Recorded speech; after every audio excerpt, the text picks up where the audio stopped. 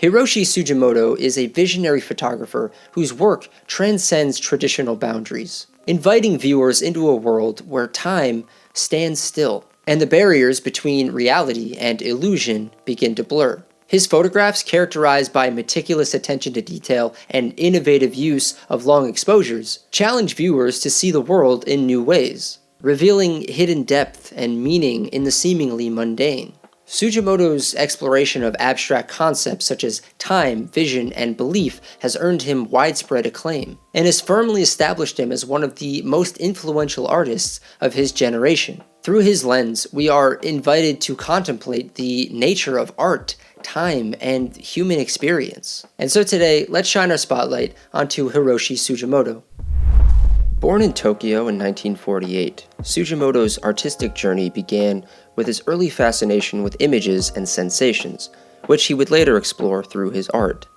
His interest in creating distance between the viewer and everyday life through shifts in perspective can be traced back to his childhood experiences, such as the view of a horizon across the ocean seen from the window of a train. This is the age of 9, it says, so 1957. This is one of my first photo albums as a train spotter. At the age of 12, Sugimoto inherited his father's Mamiya 6 camera, igniting a passion for photography that he nurtured throughout his teenage years. His early experiments behind the lens included capturing images of Audrey Hepburn as she glided across the screen at a local theater, marking the beginning of his journey into the world of visual storytelling. Initially studying politics and sociology at Rikyo University in Tokyo, Sugimoto did not consider photography as a profession until later in life. After graduation, he traveled the world, eventually finding himself in California. In 1971, his decision to study commercial photography at the Art Center College of Design in Pasadena was largely motivated by his desire for a visa that would allow him to stay in California. It was during this time that Sugimoto began to explore Eastern philosophy, particularly Zen Buddhism, which would greatly influence his work. After graduating, Sugimoto moved to New York City in 1974, where he held various jobs as an assistant to commercial photographers. He began visiting shows at small galleries in Soho, which eventually led to his first substantial series of photographs entitled dioramas. Inspired by his visits to the Museum of Natural History, this marked the beginning of Sugimoto's exploration of photography as a means of engaging with abstract ideas. The diorama series started in 1976 and consists of photographs capturing dioramas found in natural history museums, particularly those depicting wildlife and scenes from the natural world. When I first arrived in New York in 1974, Sugimoto writes on his website, I visited many of the city's tourist sites, one of which was the American Museum of Natural History. I made a curious discovery while looking at the exhibition of animal dioramas. The stuffed animals positioned before painted backdrops looked utterly fake. Yet, by taking a quick peek with one eye closed, all perspective vanished, and suddenly they looked very real. I had found a way to see the world as a camera does. However fake the subject, once photographed, it is as good as real. Sugimoto's approach to these photographs was meticulous. He used a large format camera which allowed for detailed high-resolution images. To capture the scenes of the dioramas, Sugimoto employed long exposures, sometimes lasting several hours, to create a sense of stillness and timelessness in the final images. This technique resulted in photographs where the animals and landscapes appear almost lifelike, yet also strangely frozen and unreal. The series was met with critical acclaim for its innovative approach to photography and its exploration of themes such as the nature of representation, the passage of time, and the intersection of art and science. Sugimoto's images challenged viewers to reconsider their perceptions of reality, blurring the lines between truth and fiction, nature and artifice. As mentioned, Sugimoto is incredibly influenced by Zen Buddhism. One of the key principles of Zen Buddhism is the concept of satori, or sudden enlightenment, which involves a deep understanding of the nature of reality. Sugimoto's photographs can often be seen as a reflection of this principle, as they often capture moments of contemplation and stillness, inviting viewers to see the world in a new light. Overall, the diorama series marked a significant shift in Sugimoto's artistic practice. establishing him as a photographer who not only used his camera to capture the world as it is, but to create new and thought-provoking realities through his images. Not long after, he began working on his theater series. One evening, he writes, while taking photographs at the American Museum of Natural History, I had a near hallucinatory vision. My internal question and answer session leading up to this vision went something like this. Suppose you shoot a whole movie in a single frame. The answer, you will get a shining screen. Immediately, I began experimenting in order to realize this vision. One afternoon, I walked into a cheap cinema in the East Village with a large format camera. As soon as the movie started, I fixed the shutter at a wide open aperture. When the movie finished 2 hours later, I clicked the shutter closed. That evening, I developed the film, and my vision exploded behind my eyes. In these captivating images, Hiroshi Sugimoto offers us a profound meditation on the nature of art, time, and the capabilities of the camera. As is characteristic of Sugimoto's work, these photographs are not merely a depiction of a scene, but a carefully crafted exploration of deeper philosophical concepts. At the heart of the image is a glowing white light emanating from a screen, a sight that immediately evokes notions of the divine. However, Sugimoto subverts this expectation by revealing that the light is not a celestial beacon, but rather the residue of a film that has been played. This juxtaposition suggests that art and time possess transcendent qualities that are both elusive and deeply impactful. The image also speaks to Sugimoto's broader interest in capturing phenomena that evoke powerful emotions yet defy easy representation. The pure rectangle of light isolated against the darkness symbolizes the struggle to capture the essence of the moving image in a static form. It serves as a reminder of the limitations of the camera and the inherent complexities of translating dynamic experiences into still images.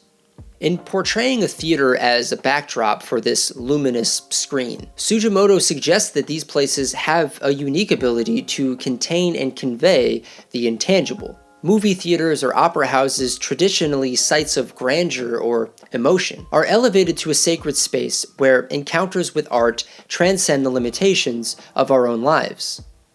As mentioned in some of Sugimoto's childhood experiences, he would marvel at the view of the horizon across the ocean seen from the window of a train. He began putting this into practice with his seascapes series, some of his most famous work to date. Water and air. So very commonplace are these substances, they hardly attract attention, and yet they vouchsafe our very existence. The beginnings of life are shrouded in myth, let there be water and air. Living phenomena spontaneously generated from water and air in the presence of light, though that could just as easily suggest random coincidence as a deity. Let's just say that there happened to be a planet with water and air in our solar system, and moreover, at precisely the right distance from the sun for the temperatures required to coax forth life. While hardly inconceivable that at least one planet should exist in the vast reaches of the universe, we search in vain for another similar example.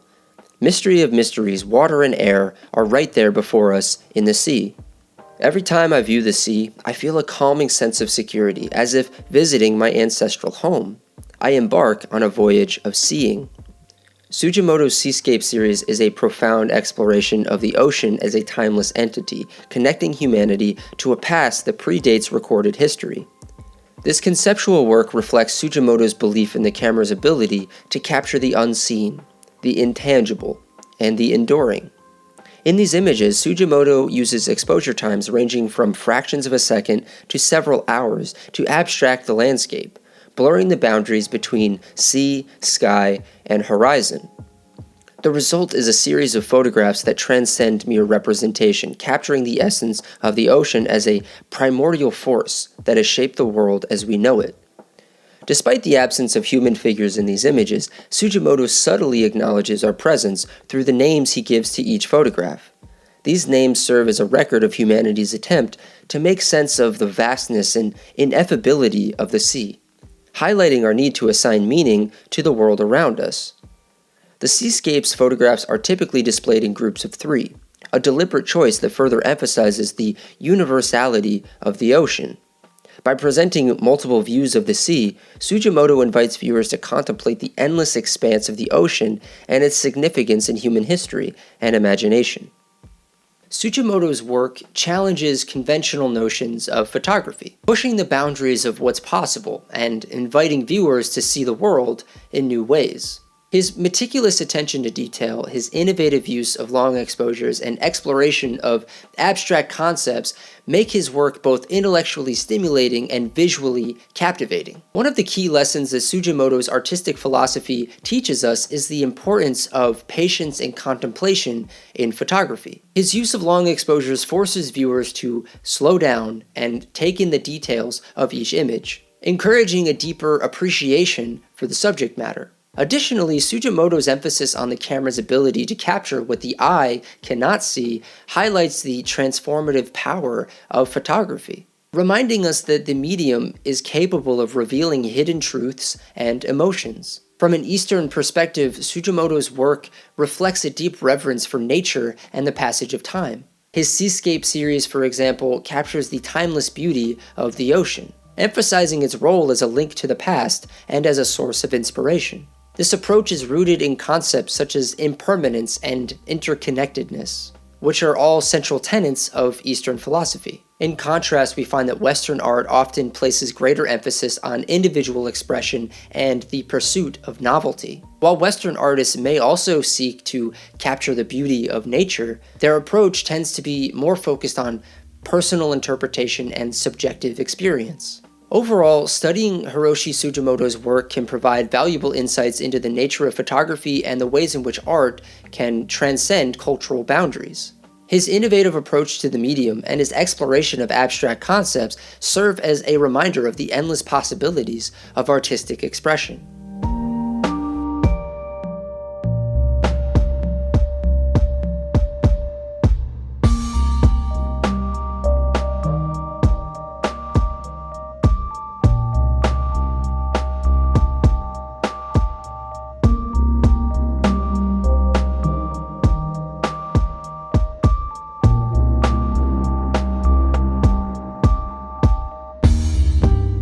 Thank you all so much for watching this video about Hiroshi Sugimoto.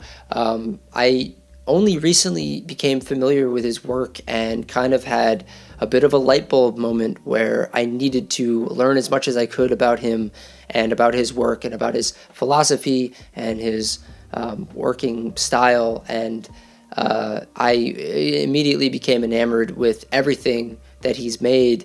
And really enjoyed making this video, really enjoyed studying his work, and I also really appreciated it for the fact that it's very different than a lot of the other photographers that I've covered on this channel. I tend to focus on a lot of documentary photographers or street photographers, or more recently portrait photographers, and Hiroshi Sugimoto is playing in a whole other different genre of photography, and that was something that I did deliberately. I wanted to kind of show off a different genre, a different style here on the channel, because I can get a little bogged down with focusing on those other genres sometimes. But please let me know in the comments which photographers you think I should cover next, especially some who may work in genres that I haven't really touched upon here on the channel. And when you're done doing that, please go ahead and hit the subscribe button, hit the bell to be notified when new videos come out. You can become a member and help support this channel for a few bucks a month.